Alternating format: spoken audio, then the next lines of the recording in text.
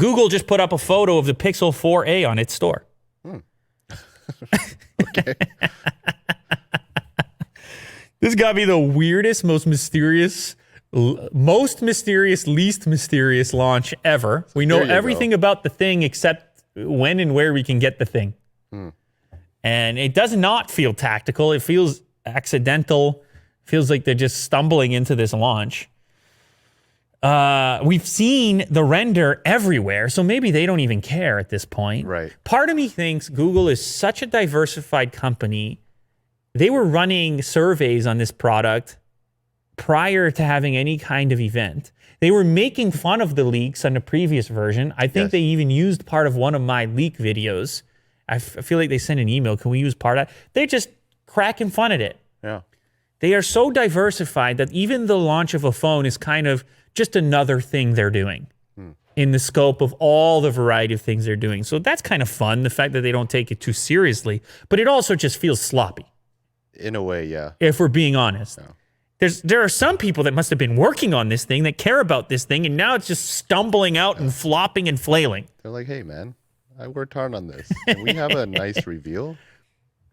Yeah, this is like my little guy. This is like my little son. He does a drawing, and if you walk past him when he's working, he's like, "Hey, man, Yeah, you gotta I'm wait. not exactly."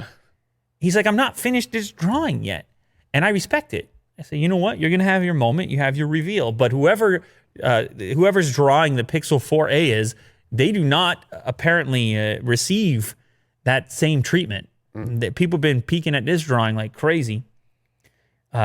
Google seems to have mistakenly published an image of the Pixel 4a on its Canadian store. Shout out Canada. The text says Nest Wi-Fi, but it's not a Nest Wi-Fi at all. The phone has already leaked extensively. Maybe it's on purpose. They're like, yeah, just throw it up there. But it looks exactly how we expect it to look. One cool thing here, it's in a matte black finish. So that'll be interesting, whatever material that is. It's a budget phone, so you thought it was going to be plastic. Maybe it's not. Matte black tech fans are usually a fan of that. It looks like a nice, simple design. We, of course, also see here the rear-mounted fingerprint scanner and the rumored hole punch camera up in the top corner. Will's going to say something. Will's going to say something. Does this look like a headphone jack over here? That definitely This looks little like dip right here. Inspector Willie Do. Look at this. We're This having a little, moment. It's definitely a headphone jack.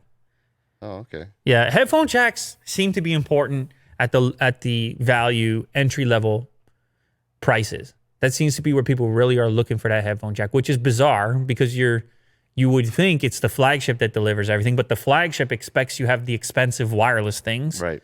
And the entry point is like, yeah, okay, you still have plenty of conveniences, including a headphone jack. It definitely looks like a headphone jack up there. Good eye, Willie Do. It's crazy sometimes the way you pull it off, the way you scope that stuff out. What do you think of it? You know what, man? And I've been feeling this way increasingly in smartphones. It all comes down to the price, right? We spoke about this before. It's the price is the feature now. They're so good. Smartphones are so good. Let's be honest. There's really little to complain about. Sure, you could be the bragging rights guy from the previous story with the Note and just need to have that top spec because you're spending so much money. But truthfully, honestly, the value proposition is not at that series. It's somewhere over here. It's somewhere with what OnePlus is about to do with the Nord.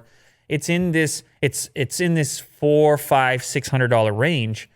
And so when I look at this, I say to myself, it's going to be all right.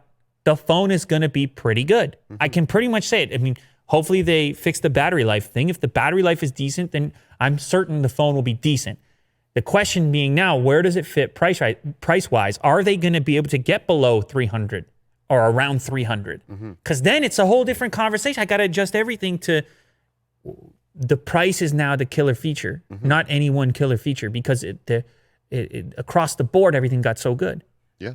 So it's going to depend on price. But I will just say this one more time. Pixel camera aesthetic, I've been on the OnePlus 8 Pro here, and I miss something. It's subjective. For the record, I'm not saying I haven't shot photos that I like on this thing, but you take every so often that Pixel software, and I wish it was easier to just side load the software because it can improve almost any Android phone.